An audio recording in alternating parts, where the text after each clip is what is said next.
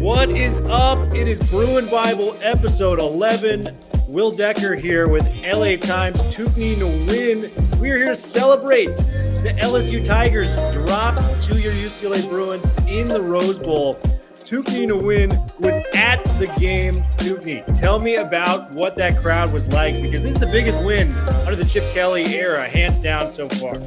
I mean, I would say it was the biggest game in UCLA's history in several years, even predating Chip Kelly.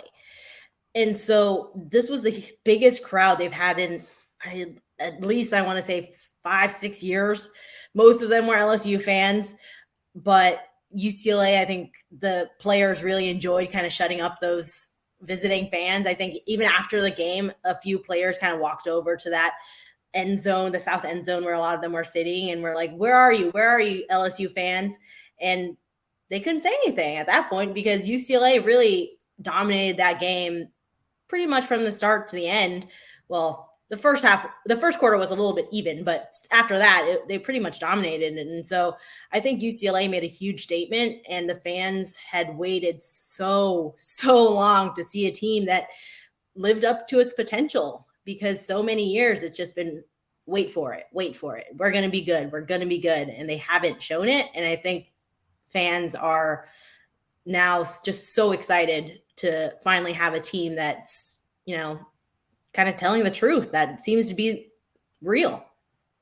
They finally got the competitive team that Chip Kelly was promised, after he signed here to be the head coach in 2018. And I mean, boy, what a statement victory to beat an SEC power like LSU. A lot of NFL talent on the other side. This team just won a national championship 2 years ago. We're going to get into talking about, the star players of the game, the keys to the season so far, some win predictions, maybe even do some, believe it or not, kind of truths at the end of this. But the guy I want to start with, Thuc Nhi, is Zach Charbonnet. Zach Charbonnet has been the star of the show for UCLA. He's put together an outstanding rushing attack for UCLA. Went over 100 yards again and a touchdown. On the season, he's averaging 13 yards a carry. I mean, this is insane. This is more than a first down every time he touches the football. Charbonnet has been an absolute beast. And, Michigan's loss has been the Bruins' gain, and it's been such an awesome thing to see. Tell me what you've seen from Charbonnet, because you've been covering him since the spring. I mean, Zach Charbonnet is what UCLA needed in its running game. Not to say that Britton Brown is not amazing, because Britton Brown is a very good back, has a ton of experience, and had a good kind of backup role to Demetric Felton last year.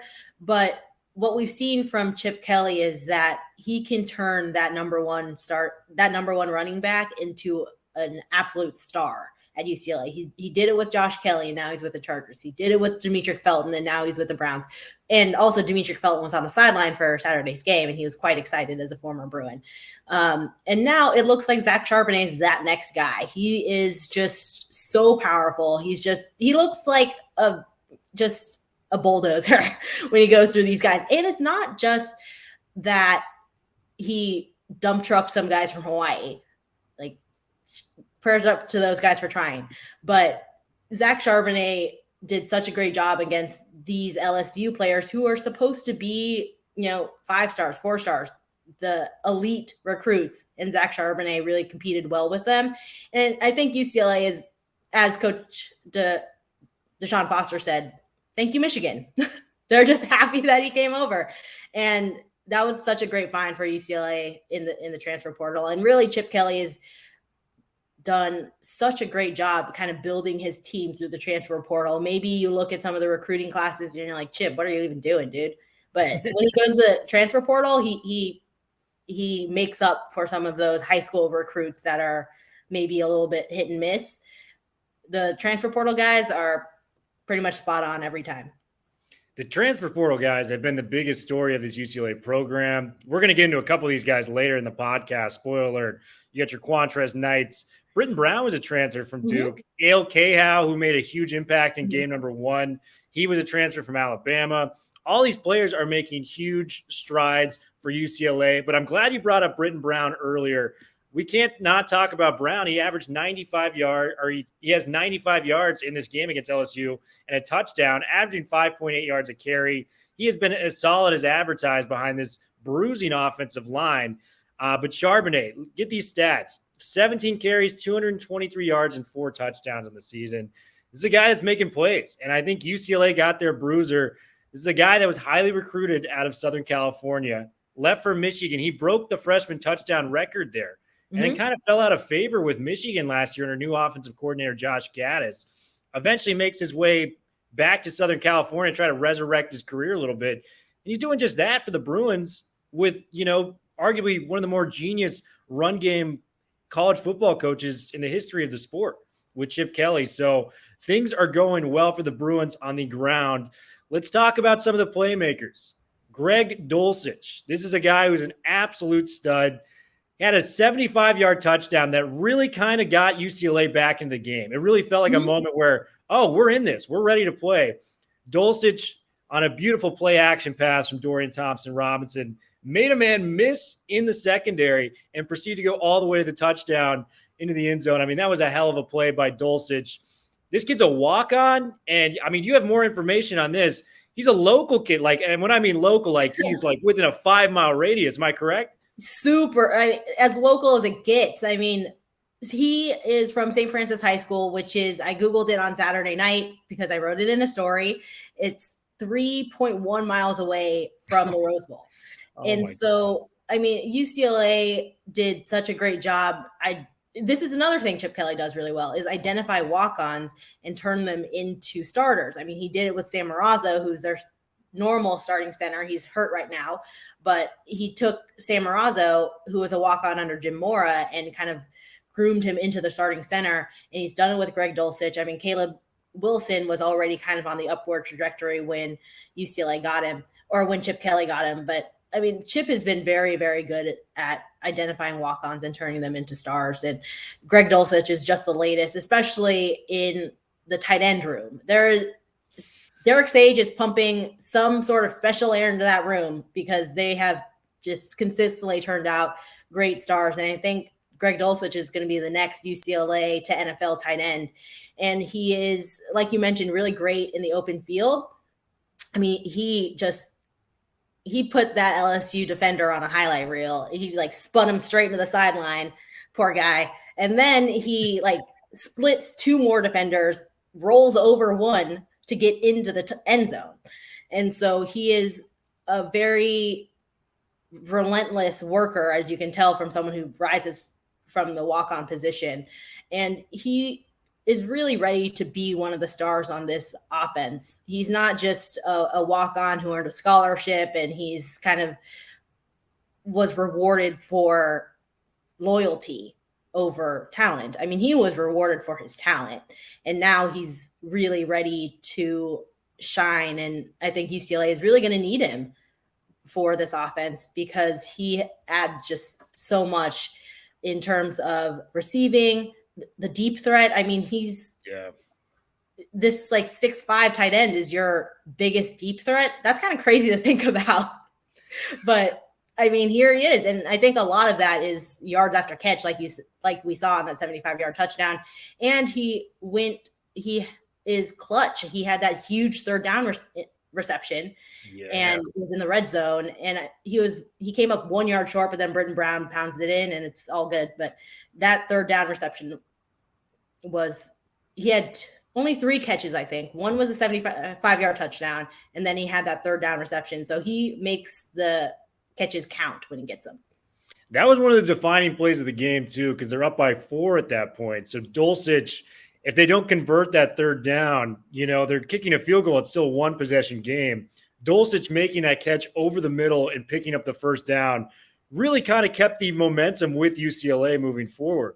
And you mentioned the tight end room. Let's talk about the last 3 tight ends UCLA has had. Caleb Wilson, walk-on. What is with the walk-ons at UCLA? They can scout these guys like no one else can. Devin Asiasi, another Michigan transfer. By the way, thank you, Michigan. We owe them all a thank you note from UCLA fans. Charbonnet and Asiasi. We'll take any more leftovers you guys have there. Asiasi was drafted in the 3rd round to the Patriots. I mean, he was a very productive player at UCLA. And you got Dulcich, another walk-on, less than 3 miles from here. Boy, anyone could have, thrown their hat in the ring to this guy. He didn't really have any D1 offers, or at least ones that he wanted to consider. And he goes to UCLA, and he's become arguably one of the best tight ends in the country. And I want to ask you this. Do you think, when all is said and done, I know he was on the preseason list for the Mackey Award, which is the best tight end in the country. I think he's got a real chance to win it this year, given what we saw against as talented a secondary in LSU as any team in the country. Surely I think he's going to be the most productive receiving tight end in the country. I think he was the second most in terms of average per catch and 20 yards a catch last year. Yeah, average catch. And now I don't remember the second stat, but I mean, he was already up there in terms of receiving yards and with respect to tight end. So I think he's going to be, again, top 1-2 when it comes to receiving for tight ends. I think a big part of the Mackey Award, though, is blocking. Caleb Wilson set UCLA records for receiving yards in 2018, and he didn't win the Mackey Award. So part of that is how well can you block? And I think for me, that's a little bit that is kind of an undercover thing. It's not, you don't get stats for blocking as a tight end, So it's not as sexy when tight ends block, but it's necessary. And so if Greg Dulcich will be the Mackey Award winner, I think he really has to be able to show that as well. But I mean, if you're Chip Kelly, if you have a guy like Greg Dulcich who can catch as well as he can, do you really want to put him in the running game? If you can have him out catching for you, who knows? They have plenty of tight ends who are really great blockers. I mean, Mike Martinez is a little bit more of that classic tight end look in terms of body type, and he has actually grown into a very good run blocker. So if they can kind of split up those duties, I think Greg Dulcich will be happy to not win the Mackey Award and just catch 1,000 yards and help UCLA win games. So either way, I think Greg Dulcich will be happy as long as UCLA is winning. I love it. I think he's got to at least be in the mix if he keeps putting up these numbers. Another guy I want to talk about, he's the quarterback of the team, Dorian Thompson-Robinson, has been inconsistent at times throughout his 4-year. This is senior year for DTR now, but he made plays when he needed to on Saturday. The 75-yarder could not have delivered that more perfectly on the play action to Dulcich, as we were just talking about the touchdown. Was able to get some help with Kyle Phillips breaking out that tackle for the 45-yard touchdown. Did kind of revert to, some of his old ways with that interception, that he did throw. But I think for the most part, it was a pretty solid performance from DTR. And boy, if he could keep those solid performances, not make too many mistakes, kind of put the ball in the hands of his playmakers and let them work, I think this is a solid, quarterback that could be making all Pac-12 on either the first, second, or third team when all is said and done.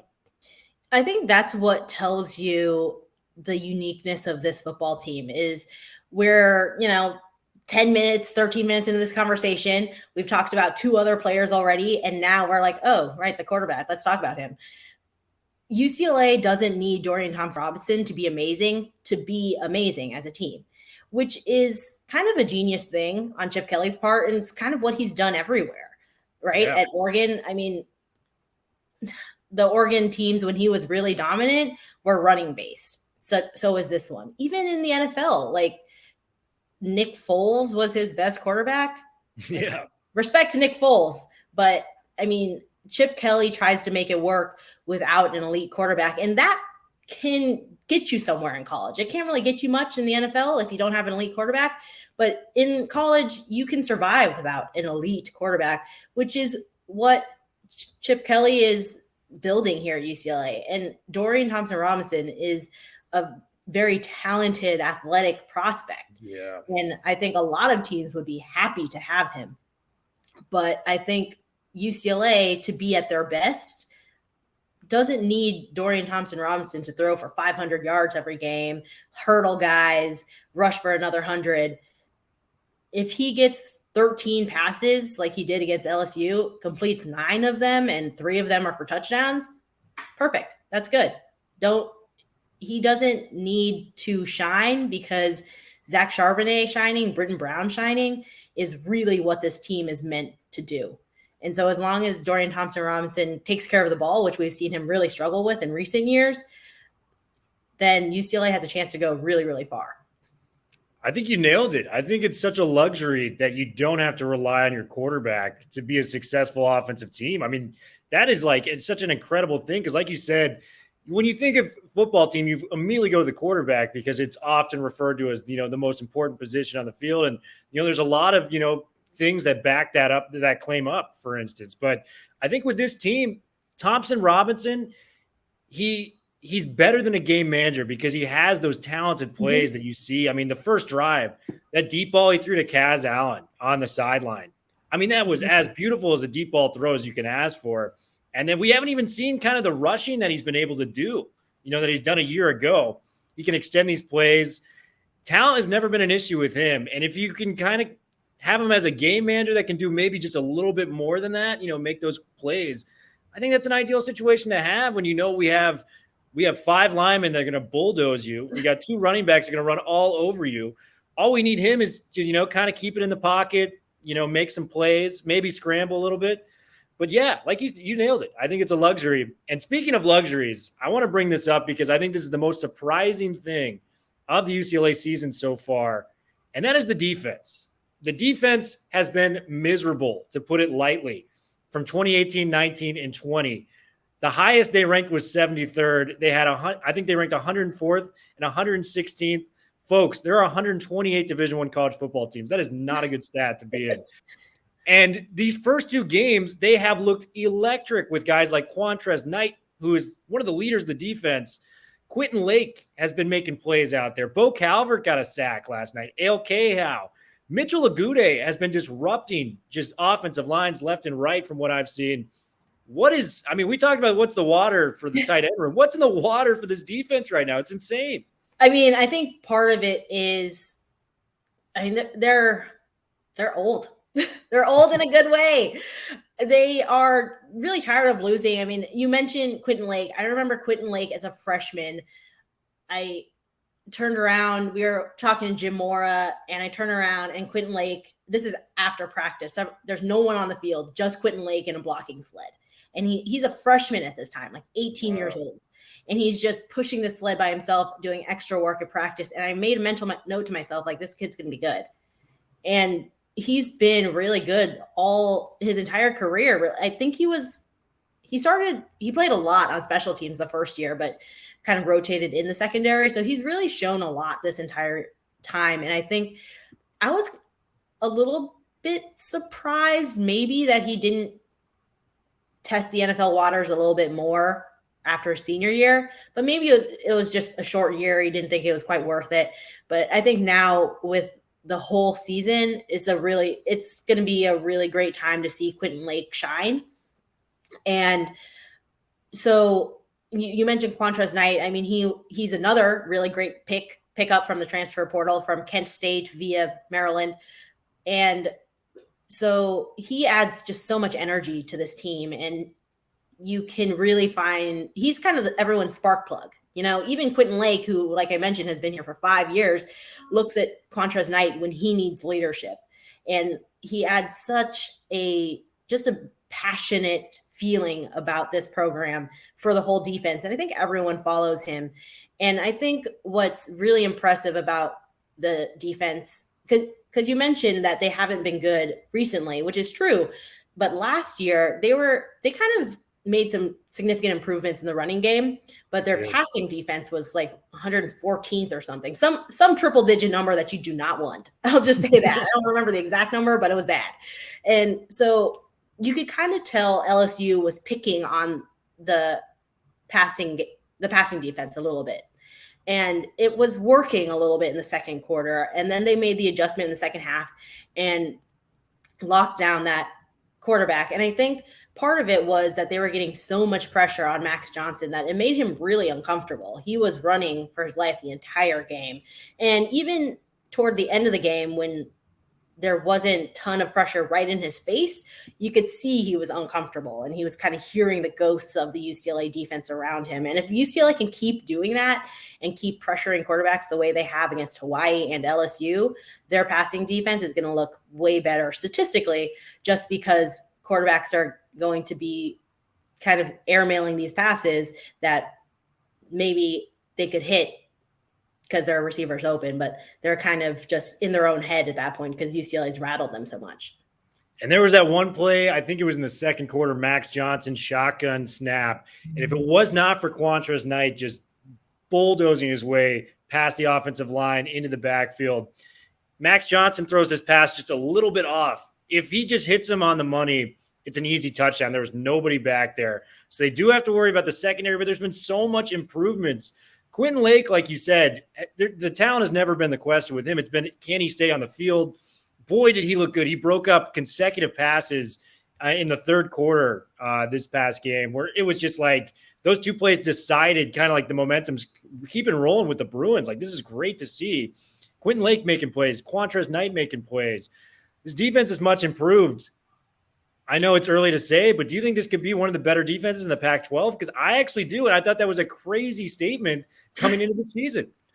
I mean, I think they can definitely be one of the better ones. Definitely top half, so top 6. I'll say like third statistically at least. I think what really helps them is, like I mentioned before, they're old, they're experienced. They're one of the most experienced teams on both offense and defense in the entire conference. So Quentin said earlier to us in training camp, like, there are no excuses anymore. There are no excuses for us to have miscommunications, missed assignments, anything like that. We've been here for 4 or 5 years already. There's no reason why we can't get this down now. And I think they've showed it so far in the first 2 games that this is the team that they promised fans that they'll be. They asked fans to wait. We're watering the bamboo. Don't worry, it's going to grow. It's going to grow. And here it's finally growing. And I think fans are really excited to finally kind of get rewarded for waiting so long, because it's been a long wait and it's been a painful wait for a lot of those fans. It has been. And I think there's real reason to be, kind of excited moving forward. I mean, we just beat LSU. It's a huge, huge statement win. I want to talk to you about the schedule. These are games we could potentially win. I came into the season 7-8 wins. I thought was a respectable thing. I think I've moved up maybe a game or two in that expectation now that the fact that we've finally gotten these out-of-conference wins. Coming in this year, Chip Kelly had never won an out-of-conference game. 0. LSU, which is insane. So I think I'm favoring more on the 9-10 win side. I know you got some tough games, but, UW unfortunately lost to Montana. I know you are a graduate of there, Miss Nguyen, so I am sorry for that loss. Oregon Ducks, I mean, they looked beatable. I mean, Fresno State, who we play after the bye, Grant Fresno State, we're not taking them lightly, but we expected Oregon to be, the top team in the Pac-12. They won by a touchdown. They were down in the fourth quarter. Stanford loses on the road. You just looking at Cal loses to Nevada. These are all teams that we're going to be playing this year. USC could have looked a little bit more dominant. Mm-hmm. I don't know. Is it crazy for me to say that this could be a 9-10 win team? Because I don't think it is. Yeah, honestly, I was with you looking at the season before that UCLA was going to be 7-8 wins. And if they got 8 wins, they would be happy considering that schedule. And there's this one particular part that's at UW, at UW, home at Oregon, at Utah, back to back to back. Yeah. And you looked at that schedule and you're like, oh man, there's no way. That's just going to be a killer. But then you see UW lose to Montana at home. Tough one, I know. We have to internalize that before we move on. And then Oregon didn't look great. Utah, there's always some weird stuff that happens up in the mountains there. And Kyle Whittingham always does a really great job there. But hey, that looks a little bit easier, that part of the schedule. And so I think, honestly, if you're a UCLA fan, you're 2-0, you're feeling good. You look at the schedule and you're like, hey, we're the team to beat in the Pac-12. And I think Bruins fans should be really excited about that. And it would be naive to say that UCLA is going to run the table because they look so good, because just like UCLA is going to get better, I think all of those other teams are going to get better too. So it's hard to predict game to game how it's going to go at this point in the season.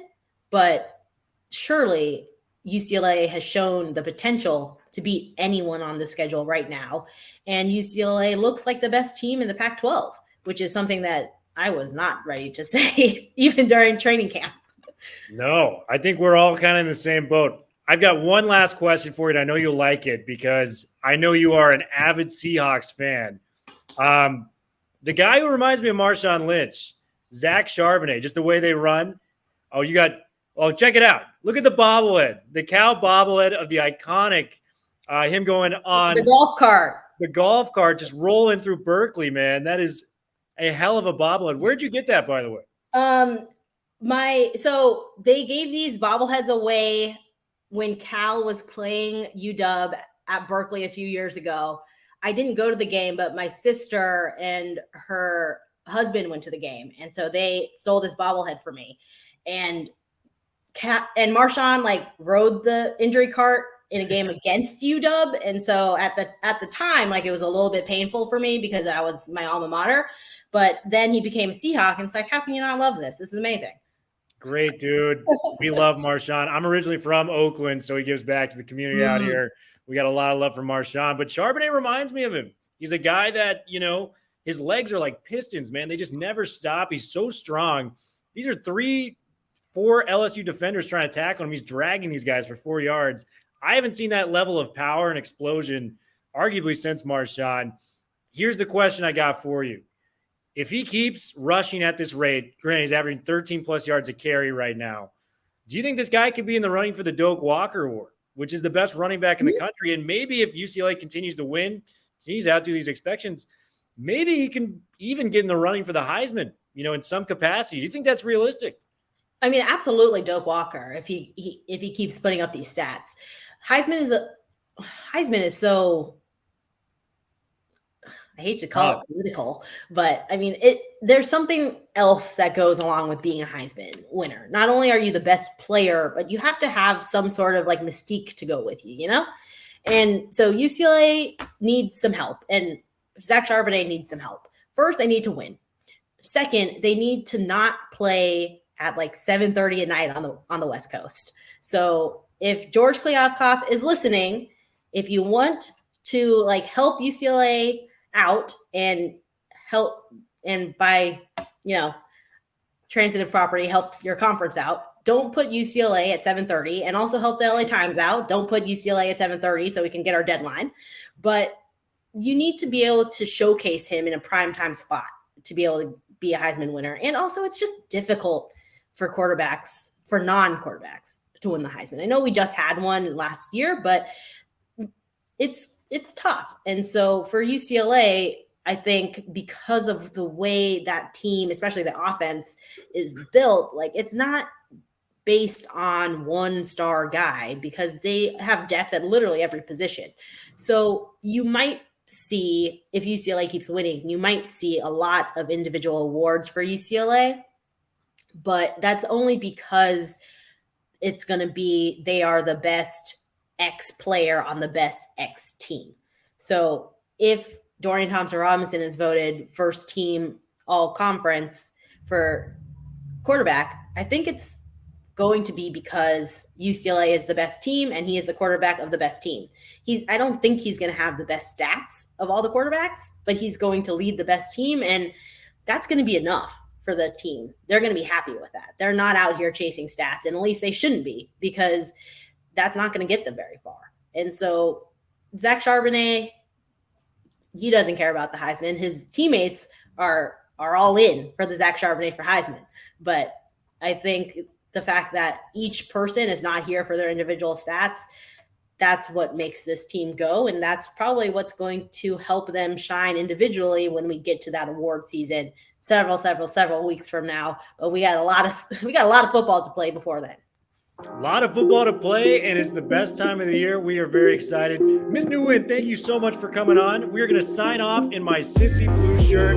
Go Bruins. This could be a big year, fans, so stick around.